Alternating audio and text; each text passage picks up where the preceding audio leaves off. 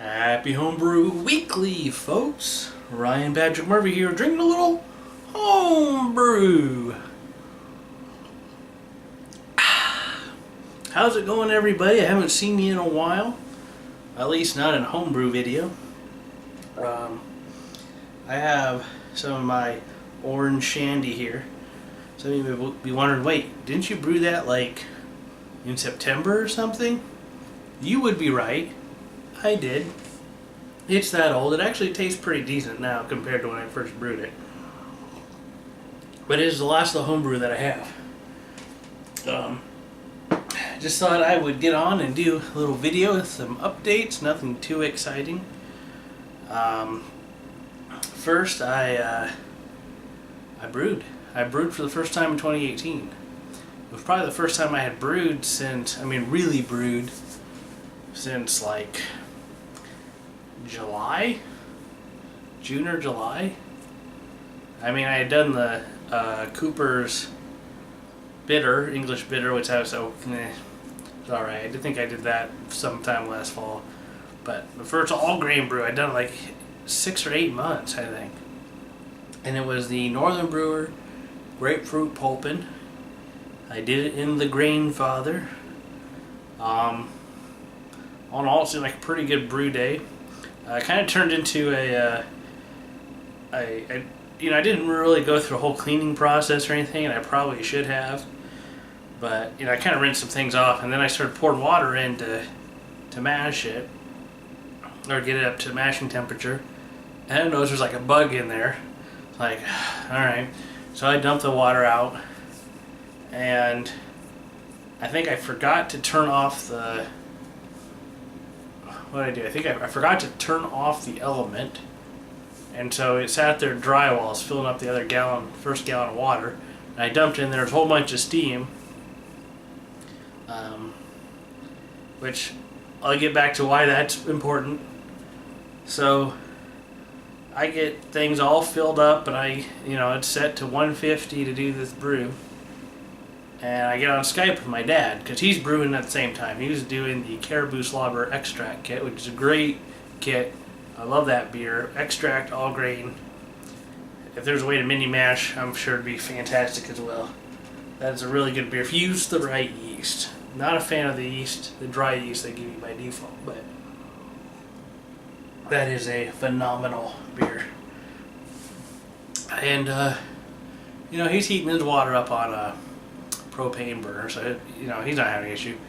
I go and look. My water, it's probably been 20 minutes, half hour. My water is still at 48 degrees. Well, apparently it must have overheated or something, and it blew the breaker out in the bottom of it. And I don't know why the Grainfather folks did this, but there's a little button you have to push back in to reset it, and it's under the whole unit. So luckily the water was cold when I did this, but I had to tilt the whole thing up, get under there, push the button, and this is the first time I ever had to do that. Set it back down, didn't have a problem with it the rest of the time. So that whole thing where I had the element running and didn't have any water, that was not a good thing to do. And I really wasn't even thinking, when you don't run the system a whole lot, or you haven't done it in a while, you kind of forget those small effects. But anyway, I kind of considered this, kind of figured when I was brewing that, this brew is going to be what cleans the system throughout, I'm kind of crazy, but, so, other than that, it was a pretty good brew day. My dad, you might know him in some of the casting channels as Magic Murph. He's usually a viewer. I don't think he's never casted, but that's my dad. So anyway, the Grapefruit Pulpin. Kind of some history on this beer. I've never brewed it before. Now, some of you might remember from a previous video that I ordered this kit in November of 2016. And yes, it is the same exact kit. Same grains, same hops. The yeast is newer though, probably newer. I didn't buy yeast when I ordered it because I wasn't sure I was going to brew right away. But the hops, and the grapefruit peel that came with it all stayed in the refrigerator up here. Actually, they were all in a refrigerator. They've moved refrigerators a couple times actually, but yeah. I think I need another drink here, huh?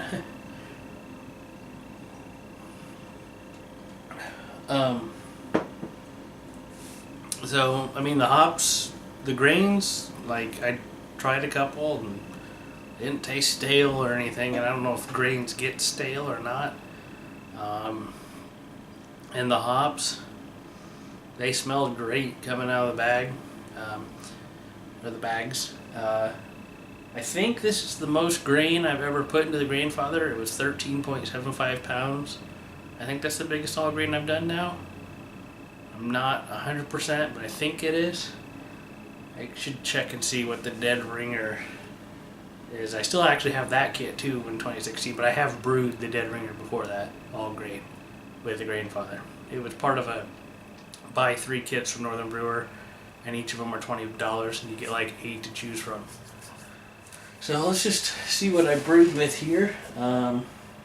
This kit came with 13 pounds of 2-row, half a pound of Cara 20, 0.25 pounds of Breeze Caramel 20. I don't really know what Cara 20 is. I need to look into that because for the Grainfather, you put it into the app, you put all the ingredients in it, and it tells you how much water you need.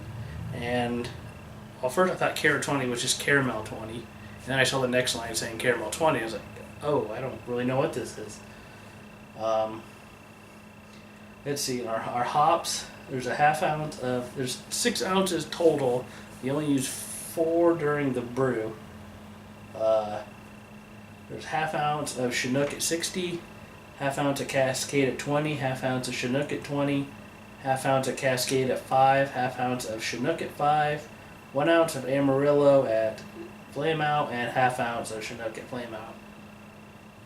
So there's a good amount of hops in there. They all smell pretty good, so I think they lasted all right. I don't think there'll be problems from that, but we'll find out. You know, didn't want to waste any of it. So the yeast, when I looked at my yeast, I had a pack of Bry 97, which is, you know, pretty much US-05. It had expired in September, so if I ever use that, which I probably won't, but if I decide what the heck for whatever I'm brewing, I may just make a starter and just see if I can revive it. You know, just for science.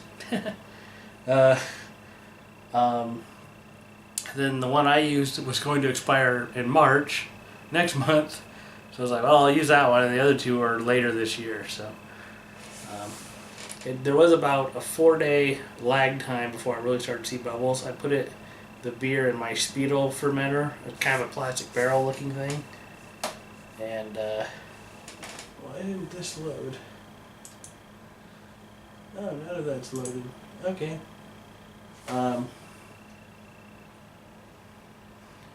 So, but it was about 4 days, and I think that was because I over chilled the wort, and so the yeast was just slow getting going. But yesterday I looked and it was just bubble. You know, so it was going good. So it should be all right.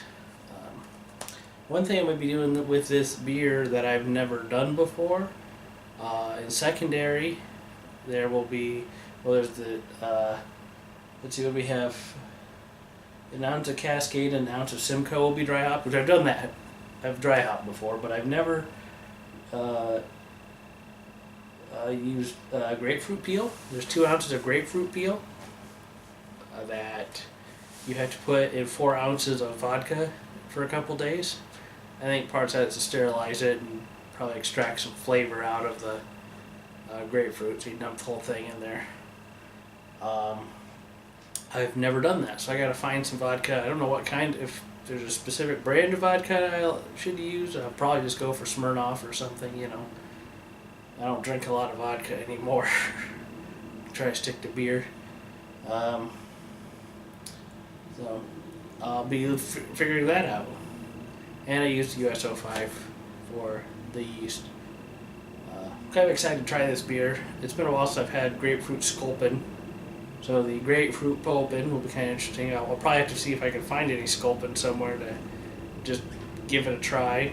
If it's not old, my luck it's going to be old anyway. So the homebrew's going to taste better no matter what.